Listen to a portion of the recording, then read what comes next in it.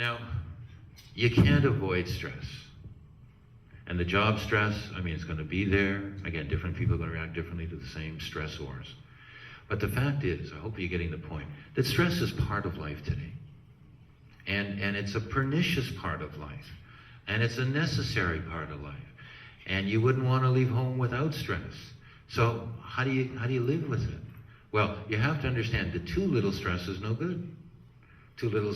You need stress. It's the spice of life. It gets us going, gets us out of bed in the morning. We need goals. I mean, I don't know about you, but things on the to-do list get me up and moving. We need stress. And as stress increases, so does our performance. And so does our motivation.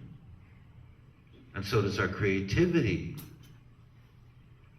And that happens. And a lot of us make a mistake because we know that a certain amount of stress improves our productivity up.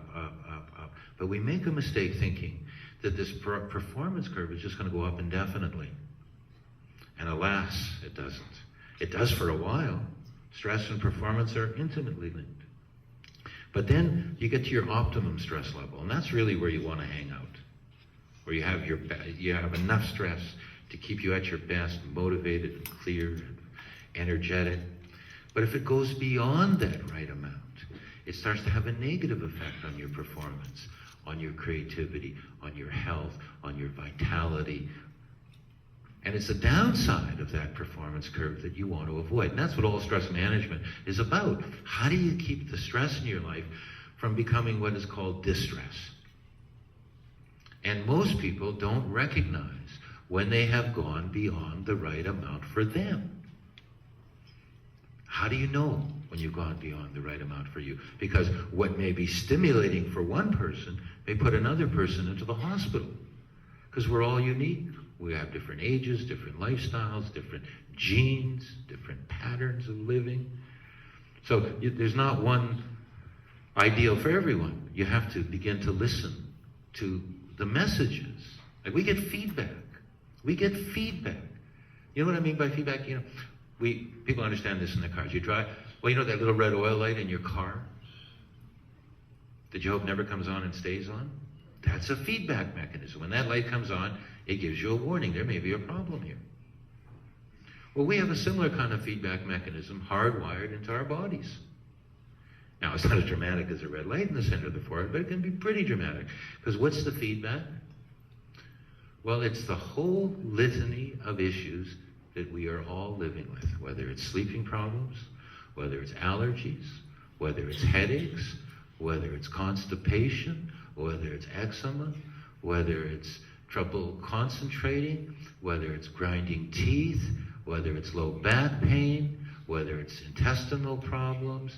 I mean, a whole litany of issues. And I invite you all to go to my website. There's a test, and you can, over 70 stress symptoms. Now, those symptoms are feedback, but we haven't been trained to recognize it as such. So you get a headache, you pop a Tylenol. You get constipated, you take a laxative. You get depressed, you take an antidepressant. We're very good at killing the messenger.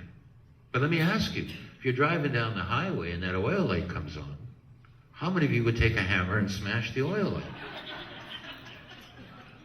But that's precisely what we're doing when we're taking the headache medications. We're killing the messenger, but the underlying imbalance, the strain is still there.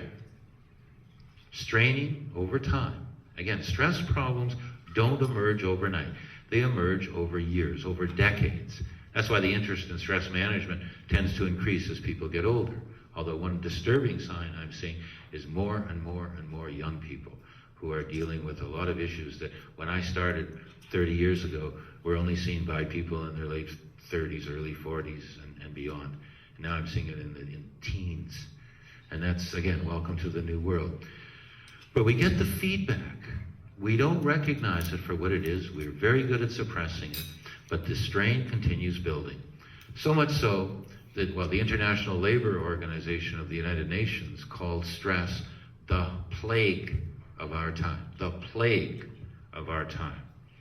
And I mean, the conservative medical researchers, the conservative, may I medical researchers believe that at least 80% of all illnesses are illnesses caused in which stress plays a significant role in causing. Significant. It weakens the immune system and it strains our organs. So if you have certain genetic weaknesses in your heart or your pancreas, those would be the ones that were likely to break down under prolonged, chronic, even low-level stress. And the immune system, all the autoimmune diseases, arthritis, lupus, all these are MS, are illnesses in which stress plays a major role. Diabetes is considered a stress-related illness. I mean, we're talking the epidemics of our time. 1 out of 2 Canadians is going to die of heart or cardiovascular-related illness. When I started, it used to be 1 out of 2 males 30 years ago. Now we've discovered that heart disease is an equal opportunity disease. Now it's 1 out of 2 Canadians will die of heart or cardiovascular related illness. 1 out of 3 of us is going to get cancer. 1 out of 5 or 6 of us is going to spend time in a mental institution. I mean, these are epidemics. And again, not an accident. Understand that modernity takes a toll on all of us.